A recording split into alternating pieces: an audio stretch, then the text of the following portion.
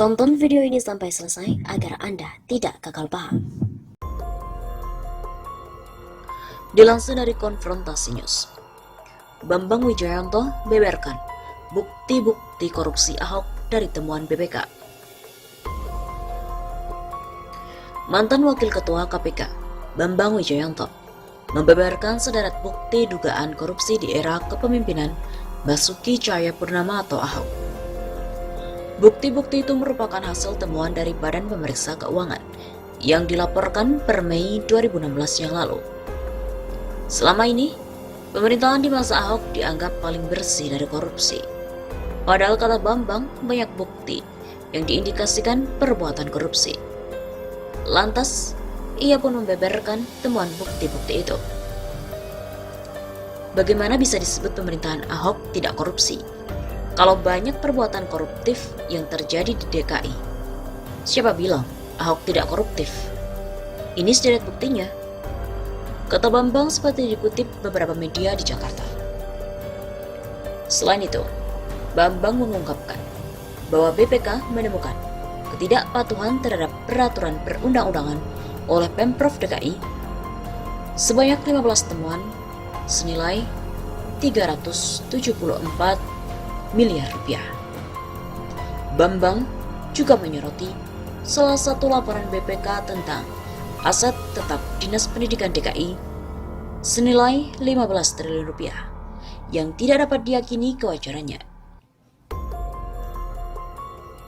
Pemprov DKI juga diketahui belum menagih kewajiban penyerahan fasus-fasum oleh 1.370 pemegang surat izin penunjukan penggunaan tanah atau SIPPT dalam bentuk tanah seluas 16,84 juta meter persegi. Soal kemitraan antara Pemprov DKI dan pihak ketiga senilai 3,58 triliun rupiah, BPK belum dapat meyakini pencatatan asetnya.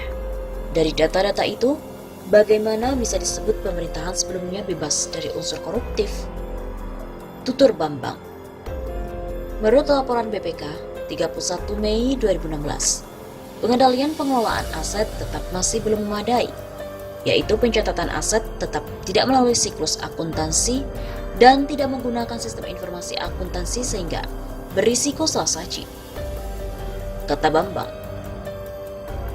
belum menjelaskan lebih detail terkait dugaan dan temuan yang disampaikan tadi.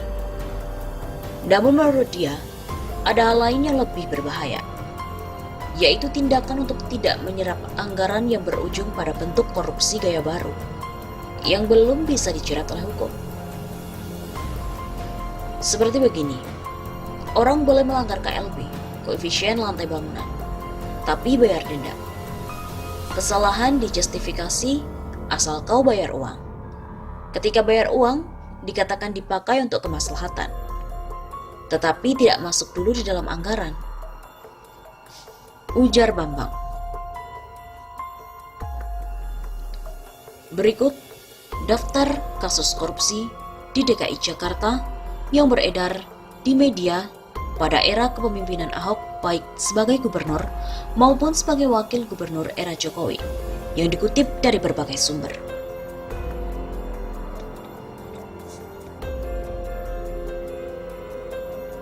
Kasus Transjakarta.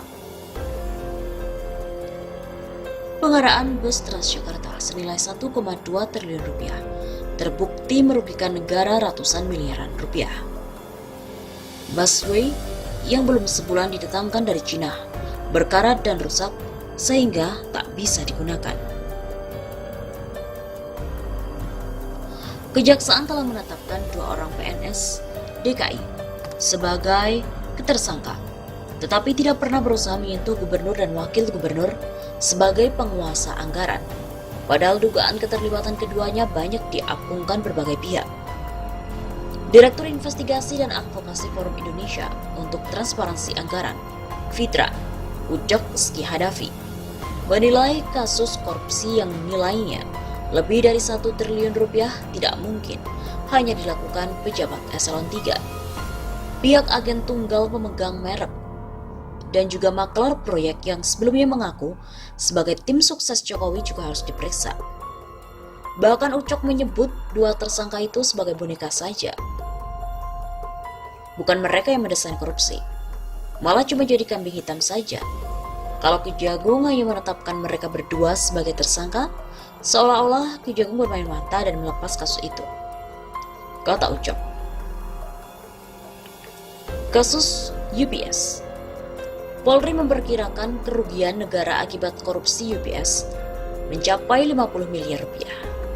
Bareskrim Mabes Polri telah menetapkan 2 orang pejabat kepala dinas dan 1 orang perusahaan rekanan sebagai tersangka. Pada hari Rabu 29 Juli, Ahok telah dipanggil sebagai saksi. Dalam keterangannya usai pemeriksaan, Ahok mengaku ditanya seputar tanda tangan sekretaris daerah atau sekda dalam persetujuan pengadaan UBS.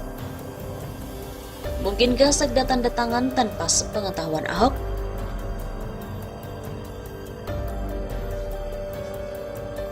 Kasus tanah sumber waras dan reklamasi.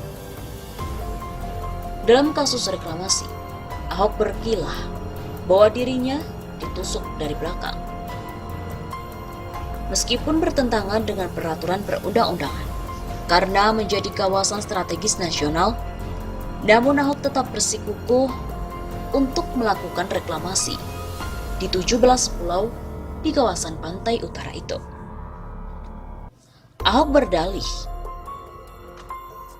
bahwa keputusan Gubernur nomor 2238 tahun 2014 tertanggal 23 Desember 2014 tentang pemberian izin reklamasi tersebut telah sesuai dengan Kepres Presiden Soeharto nomor 52 tahun 1995. Padahal, pernyataan Ahok tersebut dinilai lemah, dikarenakan Ahok telah melanggar Undang-Undang Pengelolaan Wilayah Pesisir dan Pulau-Pulau Kecil Jungto Perpres nomor 122 tahun 2012 tentang reklamasi.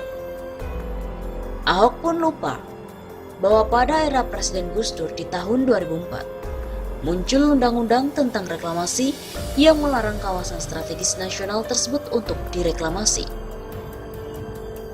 Sebelumnya, Ketua Aliansi Masyarakat Jakarta atau Amarta, Riko Sinaga, telah mengingatkan bahwa reklamasi tidak boleh dilakukan karena gugatan di tingkat kasasi di Mahkamah Agung telah dimenangkan oleh Kementerian Lingkungan Hidup. Sedangkan Kementerian Kelautan dan Perikanan atau KKP juga telah mempersoalkan reklamasi karena banyak instalasi vital di bawah laut yang akan terganggu. Dalam kasus Rumah Sakit Sumber Waras, hasil pemeriksaan dari BPK adalah kasus korupsi pembelian tanah milik Rumah Sakit Sumber Waras oleh Pemda DKI dengan harga jauh di atas harga pasaran. Dalam laporan hasil pemeriksaan atau LHP atas laporan keuangan pemerintah daerah tahun fiskal 2014 tersebut, BPK pun mensinyalir adanya indikasi kerugian daerah sebesar 191,33 miliar rupiah karena kasus jual beli tanah yang diproyeksi menjadi lahan rumah sakit khusus jantung dan kanker itu. Garuda Institute sebagai salah satu elemen masyarakat pemantau keuangan daerah mengecam keras provokasi yang dilakukan oleh Gubernur DKI Jakarta Basuki Cahayapurnama alias Ahok melalui media terhadap para pejabat BPK. Menurut koordinator tim peneliti Garuda Institute, Rosso Daras, bahwa provokasi yang dilakukan oleh Ahok dinilai memelintir fakta sebenarnya, juga bertendensi politik, yaitu mendistraksi informasi dan mengaburkan pokok masalah yang lebih substansial, yakni akuntabilitas keuangan Pemprov DKI. Menggapai hasil temuan BPK, Ahok pun angkat bicara. Ia pun membenarkan masih ada indikasi korupsi di lingkungan Pemprov DKI. Bisa aja ada indikasi korupsi, saya nggak tahu. Katanya, seperti dikutip dari poskota.com pada hari Jumat 9 Desember tahun 2016.